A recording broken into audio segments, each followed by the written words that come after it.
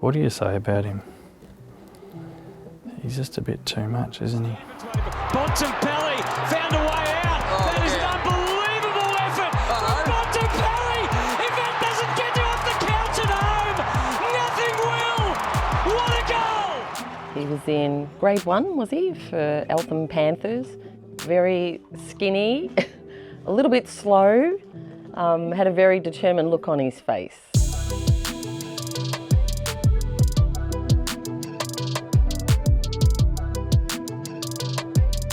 He was more just a pest. He always wanted us to be out kicking the footy with him. Always had a ball. Didn't even really want to come in if he was busting to go to the toilet. Watching you get home from school, drop your bag, pick up your runners and your football, and go outside on the tennis court for hours on end with your makeshift trampolines that you've tied to the fence lines as your targets. I mean, us three girls couldn't walk down the hallway without you somehow taking a specky on us with a football that you've made out of a pair of socks and masking tape or something like that. When Mum gave you that ultimatum of you having to pick between basketball and football, boy, are we glad you picked football. Kempney's finally got through to beat the Bont. Surely not. Surely not. How good is the Bont? The best of the best.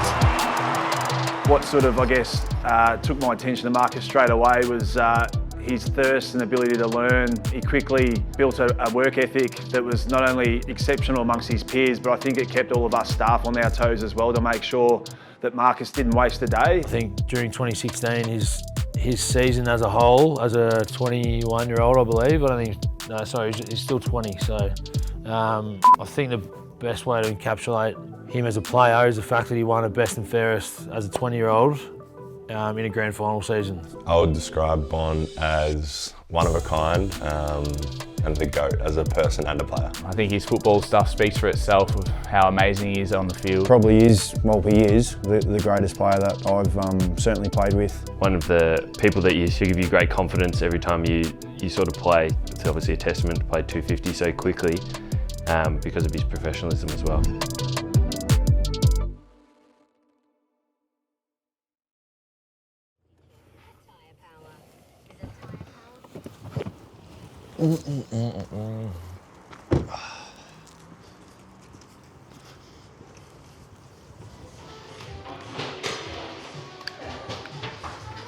Morning guys, morning Luca, Claudia, how are you? Morning Marcus, how are you? Yeah, well thanks. How are you guys? All good? Very well, thank you. Ready to rock and roll today? Yeah. Ready to rock.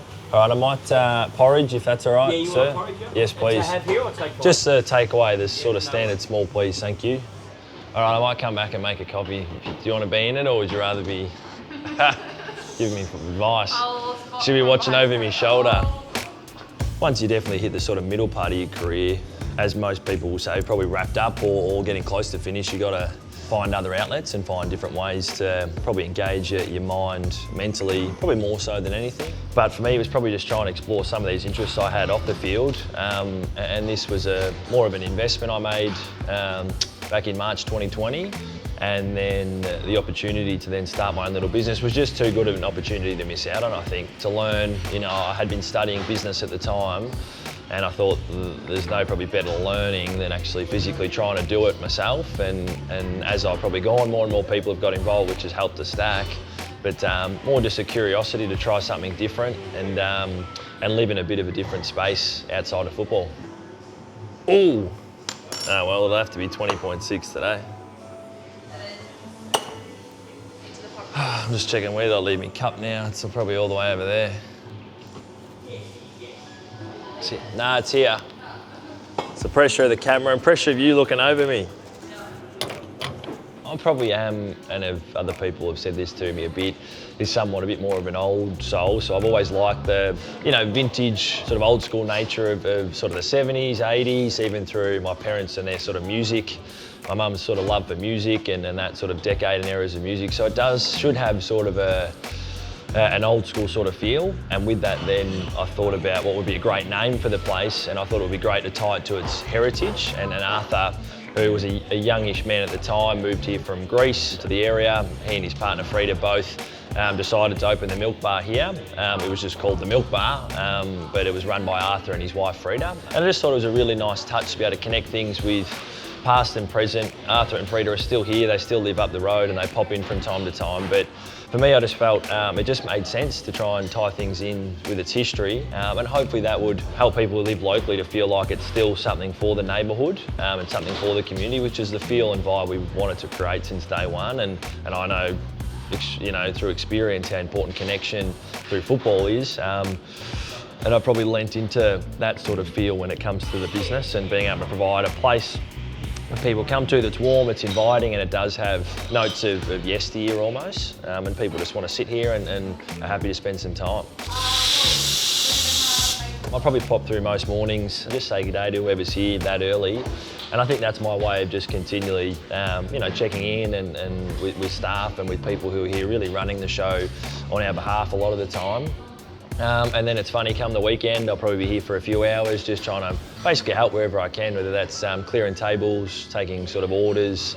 My parents are here a lot, my sisters, my family, and obviously Neil is here probably the most. So it's sort of a pretty hefty renovation, and I was really lucky that my dad's been in building and construction for a long time, and he's probably the person that I've lent on, you know, most to getting the place open.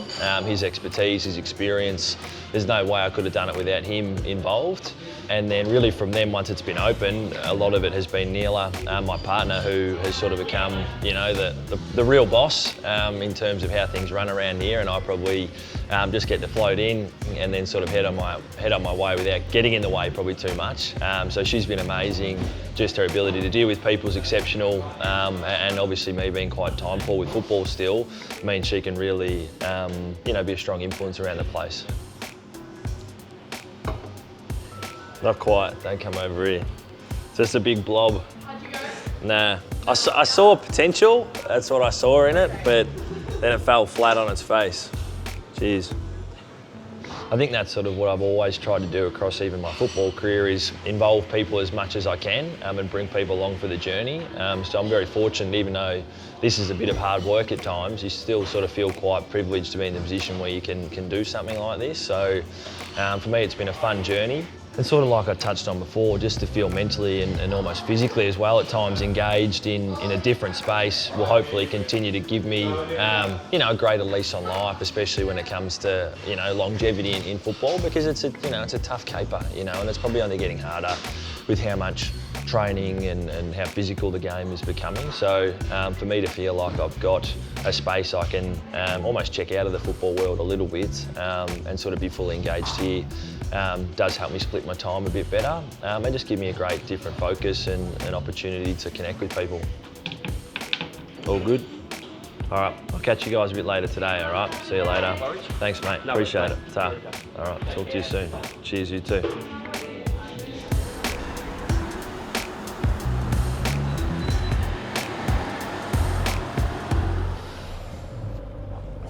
It's always hard to reflect on things that have happened a long time ago when you're still sort of within the moment and still playing. And I saw some amazing little tributes this morning that the club organised from family and friends and coaches and people who've been really important to me over the journey. So it's hard to take it all in probably at once. Everyone knows you can't do it alone, but yeah, that's very true in this situation where at different probably segments of my career, different people have been important, but my family and my friends have probably been the one constant, and obviously more of late Neela and her support of me and my journey and my dreams for the last 4 or so years has been considerable, because you carry, and maybe as a captain as well, you carry a bit more of that emotional weight and toll at times, and sometimes it's hard to completely just let it go.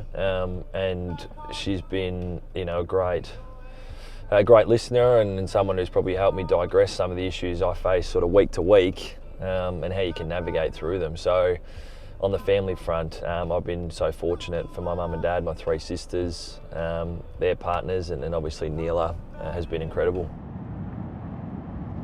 I've probably always had this paranoia of, you know, getting too much attention and then therefore the flow-on effect to your teammates and the football club, because I worry sometimes that overshadows the great things that are going on, you know, in other people's spaces, and that sometimes I get, you know, acknowledgements for things that I haven't really influenced and impacted, and especially when it comes to wins and other things that I feel very fortunate and make sure that I'm, particularly try to stay quiet myself in every other aspect and allow others to hopefully get their acknowledgements. And I've always felt that a bit about Tom, Libba, who there's no doubt I'm not the player I am without playing next to Tom Liberatore in the midfield for all of my career now. So he's the person that I hope gets as much acknowledgement as I do when it comes to the direction of this football club and the influence he's had in shaping it. So,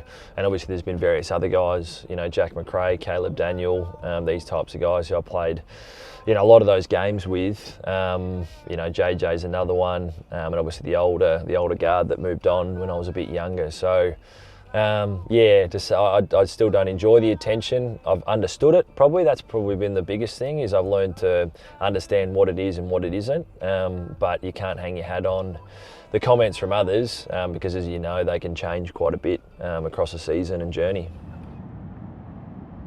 Captaining the football club is certainly a privilege and an honour, and so to more recently, now have gone past the great EJ as as the most capped captain, I guess you'd almost say, or most wins as captain. That's I guess that you get a sense that you've had a real influence outside of just your own performance, and that's always how I've tried to treat the game. You can't fix everything. That was definitely one thing I struggled with early, was when things weren't going well. I probably wore the brunt of the responsibility. I felt like it was my job to fix it, and that is just it's not completable, that sort of mission, because there'll always be things that maybe aren't perfect or aren't going well for you, and even others need to go through their own journeys of working out whether it's form, whether it's contributing to the team evenly, and trying to get that shared responsibility. So it's trying, with the right balance, to not feel like you've got to own every single thing, and more to try and empower guys to have their own say and own influence. And in the end, that's how the team grows, and you build that sustainable periods of success, is that you got to find a way to inspire other guys to act on their own. So that's probably been one of the bigger learnings, and just to continue to be yourself. You don't have to be anything more than that. Yes, you want to learn and grow, but don't change who you are in order to change people, I guess. Very fortunate. The timing I joined the football club, there were some very experienced ex-footballers and now coaches that were at the Bulldogs at the time under Brendan McCartney, but the one person who's probably had the most influence on my football growth and development was a guy by the name of Joel Corey, who was a triple premiership player at Geelong. Very hard-working, very smart, footballing brain that really helped me just unpack the things in my game that I could improve and make those things into weapons, really. And so he's probably been, from a one-on-one perspective, the most influential coach in my career, and I'm super grateful and fortunate to have spent a large chunk of that time with him. And Stephen King was our mids coach at the time. He was also very influential with trying to make parts of my game really strong, and give me the tools to do so, and these guys all sort of coached through the premiership year. And then, clearly from more a philosophical perspective, Bevo's been unbelievable, to have had him coach, pretty much all of those games. I think he really, not challenged me, but taught me to be curious about my game and my influence, and probably think about things a little bit more abstract, and continue to pose this question of sort of what if this part of your game you could get 5% out of, or tap into the emotional side of things that helps you probably reproduce those things year after year and week after week. And he and I have been aligned for so long, and I'm so happy that he's sticking around the football club for another 2 seasons. But he's been, as much as a football influencer, a friend and a mentor of mine really since day one. So couldn't be more grateful to have had our paths come together and stayed together for so long. I'm so lucky with with the support I've received really all through my journey, you know. I care about the Bulldogs people, you know, a lot, and I feel the same coming back to me, and you're so lucky when you've got a dedicated fan group that back you in when things aren't necessarily going too well, but get to enjoying the spoils of when things are, and they travel, you know, they travel well, they follow us everywhere, especially our cheer squad. But the love and support I've received from our fans for the best part of 12 seasons it is phenomenal, you know, and it does make you want to play for them. It does inspire you when the noise level picks up and you see people down at training that have been at every training session almost your entire career. So that love and support is one of the real things that keeps you driving forward and keeps you wanting to, you know, set a new standard. This one in the context of the season is a very important game, you know, a travel game, 5-day break, so short turnaround, up to Sydney who look like they're sort of back to that form of last year when they were going really strong with Goulden and Papley back in the team and their pressure and a bunch of things sort of heading in the right direction. So yeah, it's a big game. We understand that. We've got to step up to the plate for it, and I feel like the guys are ready, to play and continue to search for the things in our game that can be strengths and make some of our weaknesses a little bit stronger too.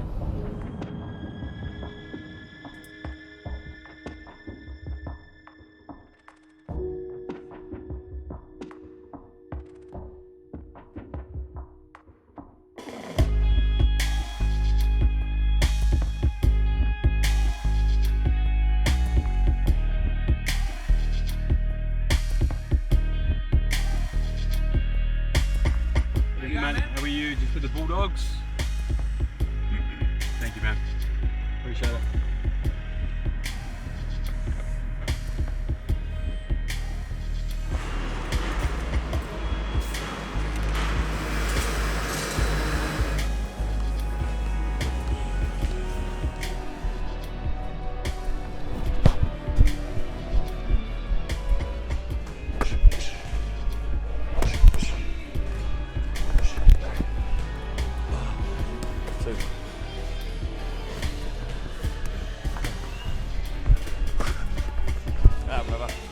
Have some fun, all right? Yeah, 250, love playing with you, bro. Good boy, you too. All right. Here we go, boys. All right. First up, what a f***ing privilege it is to pull on the f***ing jumper again, all right? Together, you know, Friday night up here in Sydney. It's a f***ing honour, boys. We can never forget how important it is to just be able to pull on the jumper, and then we get to go out there and show how we want to represent ourselves, all right? It's hand-to-hand combat tonight, all right? We're not waiting for anything. We're not waiting for everyone. We roll out and give them our best, all right? Let's go. Go, boys! Hey, see you guys go. Hey, guys. Hello. Go well. Thanks, mate. Thank you. Quick one. Quick. Make them quick. All right. Hey, bro. Go get him! Wow. Thank you. Go get him! Thanks, mate. Ma. Thanks, man. Good. How are you?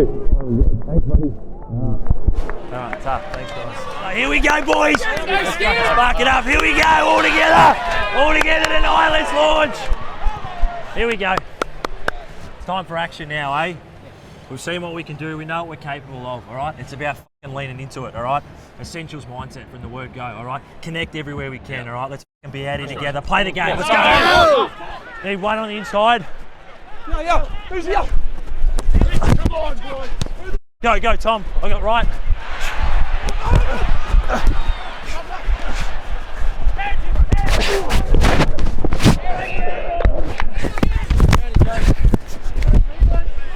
Body him. Chill, I got you right. All you chill, all you.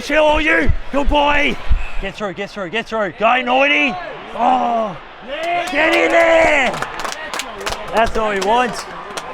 Can't contain us all. Oh, you're kidding. Well done. Hey, Coop, good boy out there. Great work in here. That is Here we go. Response here. Let's go. Stop f***ing around with it. It's too much. We got numbers forward. Play a front half game, all right? I know you're doing some good stuff, but don't need to overcomplicate it. Go, Naughty, go, Aaron. Yes. Good boy. Oh, that's not bad. Yes!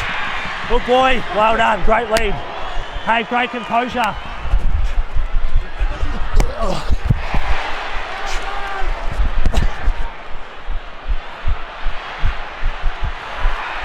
Bram, great touch.